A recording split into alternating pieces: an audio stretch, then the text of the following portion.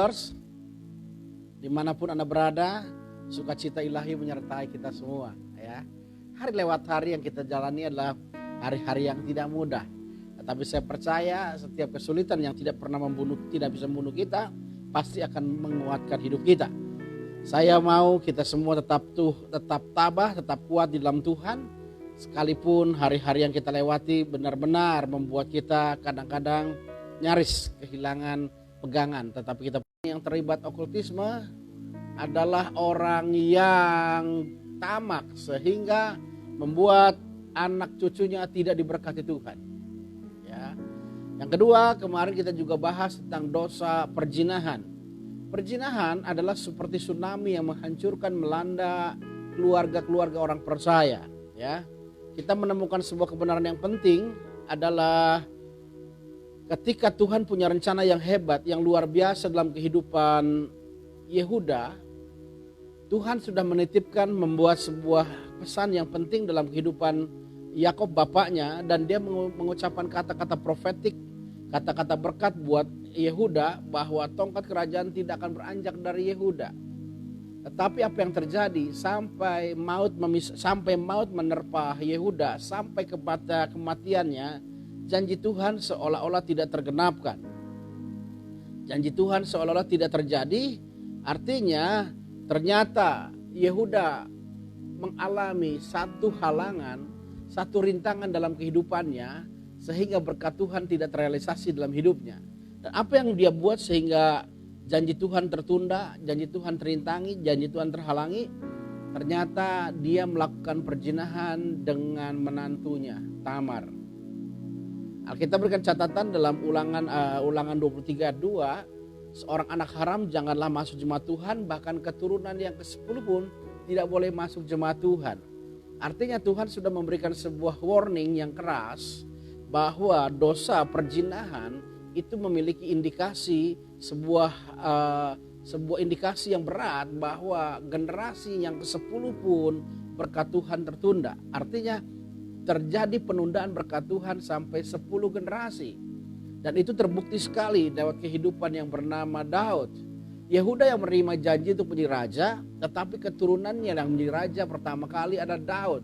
Daud adalah raja kedua dalam kerajaan Israel. Yang pertama adalah Saul. Saul itu orang Benyamin, Daud itu orang Yehuda. Kemarin dipaparkan dalam Matius 1 ayat 3-5, kita menemukan sebuah kebenaran yang sangat mengejutkan kita.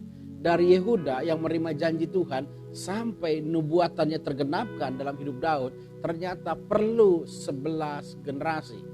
Artinya 10 generasi tertunda, 10 generasi terlambat, 10 generasi mengalami halangan dan rintangan dalam berkat Tuhan, baru generasi yang ke-11. Artinya hari ini kita mau sebuah kesadaran yang kuat bahwa hati-hati dengan dosa perzinahan, karena efek kehancurannya, tsunami-nya juga luar biasa.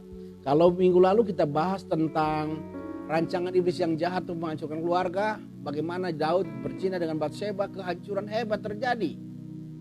Anaknya mati, lalu 3 anaknya mati juga karena 2 pemberontakan. Yang pertama Absalom dan Adonia, yang ketiga Amnon mati karena memperkosa adiknya sendiri lalu dibunuh oleh Absalom. Artinya pedang tidak pernah berhenti dalam kehidupan Daud. Yang ketiga, Daud kehilangan seorang penasehat yang hebat yang namanya Ahitofel. Penasehat yang begitu luar biasa, berbalik badan menggigit Daud karena dia mendukung pemberontakan Absalom.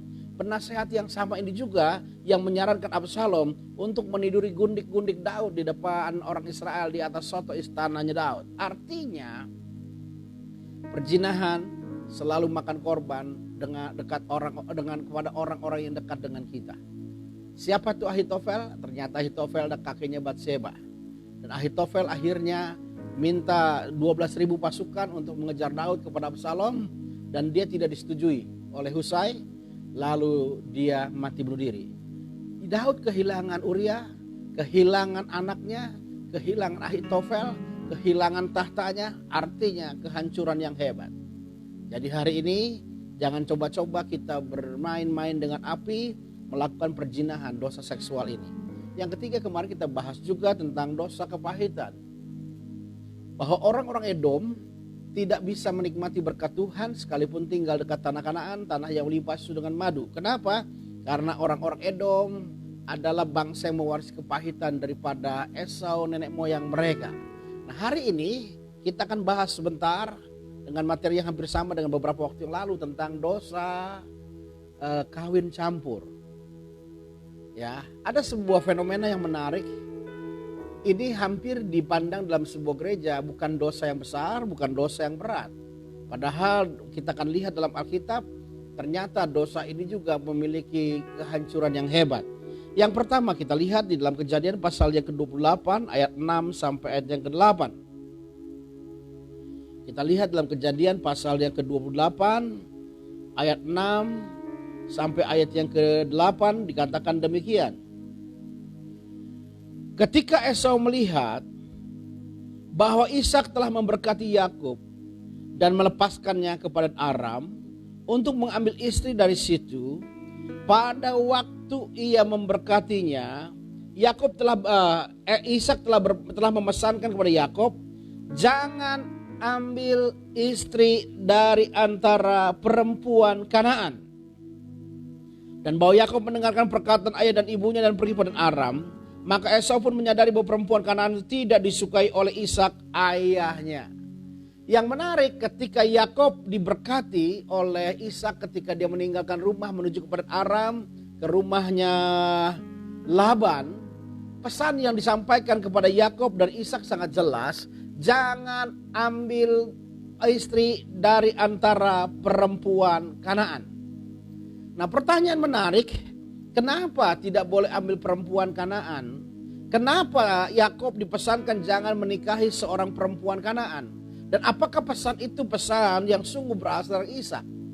Kalau kita runut perjalanan kehidupan catatan dalam Alkitab, kita menemukan pesan untuk tidak menikah dengan perempuan Kanaan awalnya diucapkan oleh Abraham kepada Eliezer hambanya. Dia berpesan kepada Eliezer hambanya yang ditugaskan untuk mencari istri bagi Ishak anaknya. Pesannya sangat jelas, jangan ambil perempuan Kanaan. Jadi Ishak hanya retelling, cerita ulang, mengucapkan kalimat yang sama yang diucapkan oleh Abraham. Nah, pertanyaannya, kalau sebuah message, sebuah pesan disampaikan dua generasi untuk tidak ambil perempuan Kanaan, saya percaya ini pesan yang penting, pesan yang berharga, pesan yang sangat-sangat perlu diperhatikan. Pertanyaannya, kenapa jangan ambil perempuan Kanaan? Coba untuk memahami kebenaran firman Tuhan ini kita lihat dalam Kejadian 10 ayat yang ke-6. Kejadian 10 ayat yang ke-6 kita perhatikan. Kenapa orang-orang Israel tidak boleh mengambil perempuan Kanaan? Kejadian 10 ayat 6 berkata demikian. Keturunan Ham ialah Kus, Mizraim, Put dan Kanaan. Alkitab bilang keturunan Ham ialah Kus, Mizraim, Put dan Kanaan. Ketemulah sebuah alasan yang menjadi alasan yang sangat kokoh kenapa orang-orang Israel, Ishak maupun Yakub dipesan jangan ambil perempuan Kanaan. Karena ternyata Kanaan adalah keturunan Ham. Apa hubungannya keturunan Ham dan tidak boleh diperistri oleh Ishak maupun oleh Yakub? Orang Jawa punya filosofi ketika cari pasangan harus melihat bibit bebet bobot. Nah, saya percaya tradisi orang Israel juga punya pandangan yang sama. Mereka harus melihat siapa nenek moyang mereka. Dan ternyata kita menemukan sebuah kebenaran yang penting. Kanaan itu adalah keturunan Ham. Ham adalah anak yang dikutuk oleh Nuh bapaknya. Artinya kawin campur itu menghadirkan kutuk. Kenapa?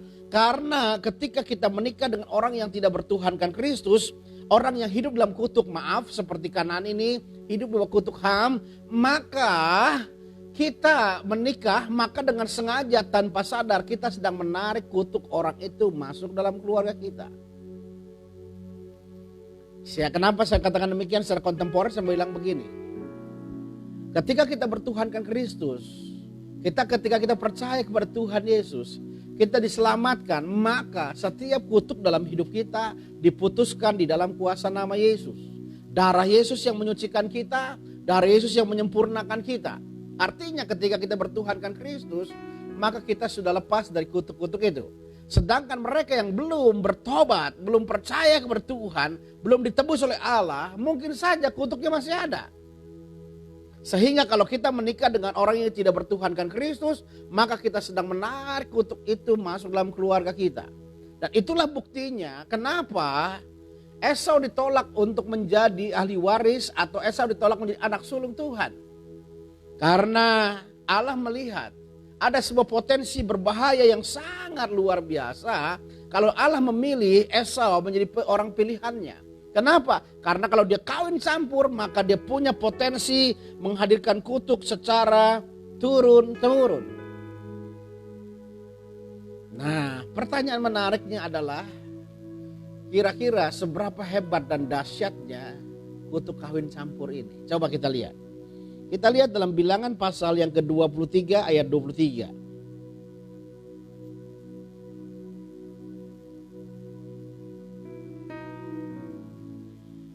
Bilangan 23 ayat 23 berkata demikian. Ini adalah perkataan Bileam yang dibayar oleh Balak Raja Moab untuk mengutuki orang Israel. Bileam adalah seorang dalam tanda petik nabi yang bisa dibayar dan perkataan-perkataannya juga punya perkataan yang berotoritas hebat. Perhatikan. Bilangan 23 ayat 23 berkata demikian. Sebab tidak ada mantra yang mempan terhadap Yakub ataupun tenungan yang mempan terhadap Israel. Bileam adalah seorang nabi yang bisa mengutuki orang lain. Dan Alkitab berikan catatan, dia berkata kepada orang Israel, dia berkata kepada Balak yang memanggil dia, yang membayar dia untuk mengutuki orang Israel. Dia berkata, tidak ada mantra yang mempan terhadap Yakub ataupun tenungan yang mempan terhadap Israel. Artinya, Bileam sudah berupaya, Bileam sudah berusaha, Bileam sudah menggunakan semua kemampuan yang dia miliki untuk mengutuki orang Israel. Kenapa? Karena kalau dia bisa mengutuki orang Israel, maka ada kelimpahan, ada berkat, ada kekayaan yang dia peroleh. Tapi amat disayangkan ayat 23-nya bilang, sebab tidak ada mantra yang mempan terhadap Yakub atau pertenungan yang mempan terhadap Israel. Artinya orang Israel dikutuki oleh Bileam nabi yang jahat ini, tapi kutuk tidak bisa menimpa mereka. Kita harus percaya setiap orang benar ada sebuah divine protection, ada perlindungan ilahi yang membuat kita luput dari setiap kutuk yang dilepaskan oleh orang-orang yang membenci kita. Artinya Bileam sadar tidak ada mantra yang mempan, tidak ada tenungan yang mempan terhadap Israel, tidak ada kekuatan yang mampu membuat mereka hidup dalam kutuk. Tapi saudara tahukah setelah peristiwa itu, Bileam memberikan sebuah strategi baru menghadapi orang Israel ini. Maka orang Moab memberikan perempuan-perempuannya untuk dinikahi orang Israel. Coba kita lihat. Bilangan pasal 25 mulai ayat 1 sampai ayat 9. Ya. Lihat, ini sebuah nasihat Bileam yang menghancurkan orang Israel dengan luar biasa. Bilangan pasal 25 ayat 1 sampai 9 berkata demikian, Israel menyembah Baal Peor. Sementara Israel tinggal di Sitim, mulailah bangsa itu berzina dengan perempuan-perempuan Moab. Lihat, Israel kawin campur dengan perempuan-perempuan Moab dan disebut perzinahan. Ayat 2-nya. Perempuan-perempuan itu mengajak bangsa itu ke korban sembelihan bagi ilah mereka. Lalu bangsa itu turut makan dari korban itu dan menyembah ilah orang-orang itu. Ketika Israel berpasangan dengan Baal Peor, bangkitlah murka Tuhan terhadap Israel. Lalu berfirmanlah Tuhan kepada Musa, tangkaplah semua orang yang mengepalai bangsa itu, dan gantunglah mereka di hadapan Tuhan di tempat terang, supaya murka Tuhan yang menyala-nyala itu surut daripada Israel. Lalu berkatalah Musa kepada hakim-hakim Israel, baiklah masing-masing kamu membunuh orang-orangnya yang telah berpasangan dengan Baal Peor. Kebetulan datanglah salah seorang Israel membawa seorang perempuan Midian kepada saudara-saudaranya. Dengan dilihat Musa dan segenap umat Israel yang sedang bertangis-tangisan di depan pintu kemah pertemuan. Ketika hal itu dilihat oleh Pinehas anak Eleazar anak Imam Harun, bangunlah ia dari tengah-tengah umat itu dan mengambil sebuah tombak di tangannya, mengejar orang Israel itu sampai ke ruang tengah dan menikam mereka berdua, yakni orang Israel dan perempuan itu pada perutnya. Maka berhentilah tulah itu menimpa orang Israel. Ayat 9 yang perhatikan. Ayat 9 berkata demikian. Orang yang mati karena tulah itu ada 24.000 orang banyaknya. Dari tenungan, dari mantra yang diucapkan oleh Bileam tidak mampu menimpa orang Israel, tidak mampu menerpa orang Israel, sebab tidak ada mantra yang mempantrap Yakub ataupun tenungan yang mempantrap orang Israel. Tetapi dalam pasal 25-nya diceritakan 24.000 orang Israel mati karena tulah. Perhatikan, dari zero mortality, dari angka kematian yang tidak ada kematian karena kutuk yang diucapkan oleh Bileam, tidak ada kematian karena ucapan mantra yang diucapkan oleh Bileam. Sekarang terjadi sebuah hal yang luar biasa. 24.000 orang mati karena tulah itu.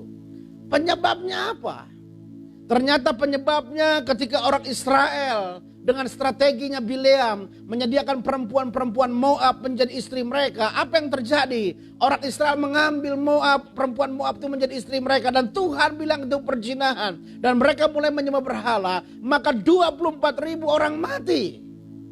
Perhatikan kekasih-kasih Tuhan, callers.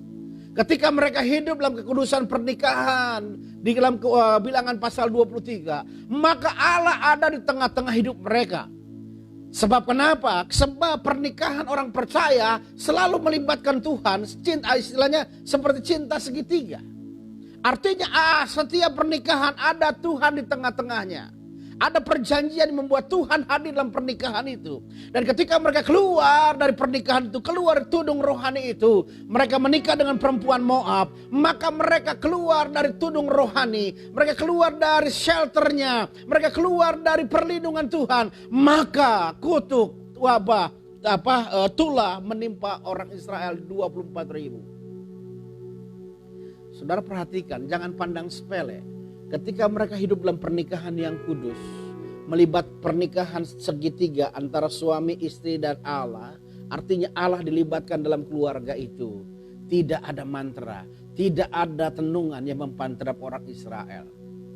Ketika mereka menciderai pernikahan mereka, dan mereka mulai membangun hidup kudus pernikahan mereka dengan orang yang tidak percaya kepada Allah, dengan bangsa Moab, maka Tuhan terlepas dari perjanjian itu. Tuhan tidak masuk dalam rumah tangga mereka. Apa yang terjadi? Maka kutuk menerpa mereka. 24.000 orang mati akibat daripada perkawinan campur ini. Jadi oleh sebab itu kasih Tuhan hari ini, kalau engkau membangun hidup kudus pernikahanmu dengan orang yang tidak percaya kepada Allah, engkau sedang membuka dirimu keluar dari tudung rohani Allah yang membuat engkau begitu mudah dihantam dan dihajar oleh kutuk yang menerpa kehidupanmu. Jadi hari ini saya mau sampaikan, pernikahan campur itu seperti apa? Pernikahan campur saya bilang bukan hanya sekedar beda agama, tapi pernikahan campur itu seperti apa? Pernikahan yang dibangun, pernikahan yang kudus yang dibangun dengan orang yang tidak percaya dan bertuhankan Kristus. Engkau mungkin sama-sama orang Kristen, tetapi suamimu bukanlah orang yang percaya kepada Tuhan. Itu kawin campur. Engkau mungkin punya istri orang Kristen, tetapi dia tidak pernah beribadah, tidak pernah percaya kepada Allah. Itu pun kawin campur. Artinya apa? Pesannya saya mau sampaikan, berjuanglah, engkau rebut setiap rumah tanggamu, setiap keluargamu, hidup takut akan Tuhan. Supaya apa? Supaya Tuhan ada dan memperhatikan dan membela kehidupanmu. Jadi saya percaya setiap keluarga yang bertuhankan Kristus punya tudung rohani. Setiap rumah tangga yang dibangun dalam kekudusan punya yang namanya tudung rohani yang menjaga mereka, menyelamatkan mereka dari kutuk, dari wabah, dari tulah yang menimpa orang-orang Israel ini. Kenapa Tuhan sangat bela yang namanya pernikahan ini? Coba kita lihat Maliaki pasal 2. Maliaki pasal 2 kita lihat kenapa Tuhan begitu bela, begitu peduli, begitu menghargai yang namanya pernikahan kudus. Maliaki pasal 2 mulai ayat 10 kita baca. Tuhan memarah Israel karena kawin campur dan perceraian. Bukankah kita sekalian menjadi satu Bapa? Bukankah satu Allah menciptakan kita? Lalu mengapa kita berkhianat satu sama lain? Dan dengan demikian menajiskan perjanjian nenek moyang kita? Ayat 11-nya. Yehuda berkhianat dan perbuatan keji dilakukan di Israel dan di Yerusalem. Sebab Yehuda telah menajiskan tempat kudus yang dikasih Tuhan. Dan telah menjadi suami anak perempuan Allah asing. Ayat 12-nya. Biarlah Tuhan melenyapkan dari kemah-kemah Yakub segenap keturunan orang yang berbuat demikian, sekalipun ia membawa persembahan kepada Tuhan semesta alam. Maliaki pasal 2 ayat 10 sampai 12 memberikan catatan penting. Kenapa Allah murka? Kenapa Allah marah? Kenapa Allah tidak berkenan sebuah karena apa? Kepada perkawinan campur ini. Perkawinan campur diibaratkan seperti ayat yang 11. Dikatakan Yehuda berkhianat. Pengkhianatan apa yang dilakukan Yehuda sampai Tuhan marah dan mengatakan itu pengkhianatan? Karena dikatakan ayat 11, dan perbuatan keji dilakukan di Israel dan di Yerusalem. Yehuda dikatakan berkhianat karena dia melakukan perbuatan keji di Yehuda dan di Yerusalem. Di Israel dan di Yerusalem. Pengkhianatan itu karena Yehuda melakukan perbuatan keji di Israel dan di Yerusalem. Dengan cara apa? Sebab Yehuda telah menajiskan tempat kudus yang dikasih Tuhan. Yehuda berkhianat, katakan melakukan kejian di Israel dan Yerusalem sebab dia menajiskan tempat kudus yang dikasih Tuhan. Tempat kudus yang dikasih Tuhan dinajiskan oleh Yehuda, maka Tuhan murka, Tuhan marah dan dikatakan Yehuda pengkhianat dan kejian. Dengan cara apa menajiskan tempat kudus yang dikasih Tuhan? Dengan cara telah menjadi suami anak perempuan Allah asing. Dengan cara menikah campur dengan bangsa yang tidak mengenal Allah. Lalu apa yang disebutkan Tuhan penghakimannya? Ayat 12-nya. Biarlah Tuhan melenyapkan dari kemah-kemah Yakub segenap keturunan orang yang berbuat demikian. Sekalipun ia membawa persembahan kepada Tuhan semesta alam. Artinya sekalipun dia membawa persembahan kepada Allah, Tuhan tidak berkenan. Artinya saya mengatakan agak sedikit berani ya. Mungkin nyaris tidak ada pengampunan buat kawin campur. Sebab dikatakan biar ayat 12-nya Tuhan melenyapkan dari kemah-kemah Yakub segenap keturunan orang berbuat demikian sekalipun dia membawa persembahan kepada Tuhan semesta alam. Kalau kita orang Kristen punya pandangan ada hukum tabur tuai, orang yang menuai adalah orang yang menabur. Orang yang memberi persembahan adalah orang yang mendapatkan berkat. Nah, Tuhan bilang dalam ayat yang ke-12 ini sekalipun dia bawa persembahannya tidak berkenan kepada Allah. Dan artinya tidak ada berkat di dalam peristiwa kawin campur itu. Jadi hari ini buat anak-anak muda yang menyaksikan live streaming ini saya bilang begini. Kalau pacarmu hari ini belum kenal Tuhan, belum kenal Kristus, putuskan. Karena engkau sedang membawa kehidupanmu masuk tubir jurang kutuk yang hebat dan luar biasa. Kalau engkau punya suami hari ini belum kenal Tuhan, istrimu belum kenal Tuhan, ambil waktumu lebih banyak lagi untuk berdoa, untuk berpuasa. Kenapa? Selama mereka belum bertobat kepada Allah, maka ada berkat-berkat yang tidak akan kita alami dalam kehidupan kita. Maka ada hambatan-hambatan yang membuat kita tidak mengalami berkat Tuhan. Oleh sebab itu maka kasih Tuhan siang hari ini, dalam sesi yang keempat, saya dan kita semua tempat orang yang tidak berkenan kepada Allah. Tetap berjumpa dengan program live streaming kita. Live streaming kita tetap di akun Mesak Alexander.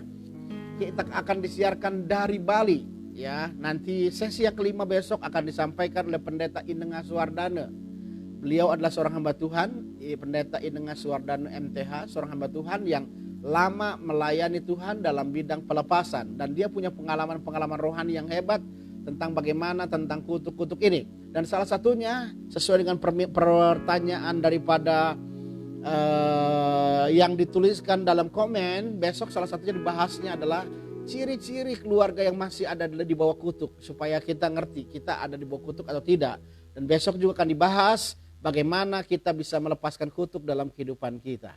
Dan jangan lupa malam hari ini nanti kita akan berjumpa dengan Call Malam bersama dengan Bapak Michael Sutiono kembali berbicara melampaui batas akal. Jadi kita malam hari ini kita akan diberkati luar biasa. Mari kita berdoa. Bapa yang baik, kami bersyukur pada siang hari ini anugerah Tuhan begitu limpah dan besar melanda kehidupan kami semua. Karena kebenaran-kebenaran firman Tuhan memerdekakan kami. Dan kebenaran firman Tuhan membuat kami makin hari berjuang untuk makin berkenan kepada Allah. Lakukan hal-hal yang baik bagi kami Tuhan. Kerjakan apa yang menjadi seturut mau dalam kehidupan kami. Sehingga kami hidup dalam kehendak dan rencana-Mu. Kami berdoa Tuhan buat keluarga-keluarga yang belum seimbang. Karena ada orang yang belum mengenal Tuhan dalam rumah tangga mereka.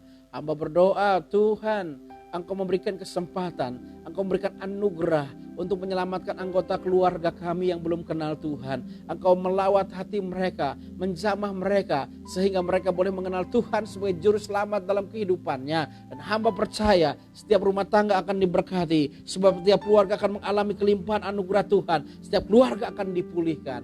Kami juga berdoa untuk keluarga kami hari ini Tuhan, yang bergumul dengan masalah keuangan finansial karena situasi pandemik ini. Tuhan juga bekerja dengan hebat. Setiap tangan-tangan yang bekerja keras, maka kami percaya Tuhan juga akan melimpahkan berkat yang berkelimpahan. Kami juga berdoa untuk Kolos di mana mereka berada yang hari ini sakit Tuhan. Tuhan lawat mereka, Tuhan jamah mereka. Tuhan berkati mereka dengan segala kelimpahan daripada Tuhan. Terima kasih Bapa, kami percaya siang hari ini anugerah Tuhan tidak pernah berhenti, kebaikan Tuhan tidak pernah undur daripada kami mulai hari ini sampai selama-lamanya. Di dalam nama Tuhan Yesus Kristus kami bersyukur, kami berdoa. Haleluya. Amin. Amin, amin, amin. Tuhan berkati kita. Shalom.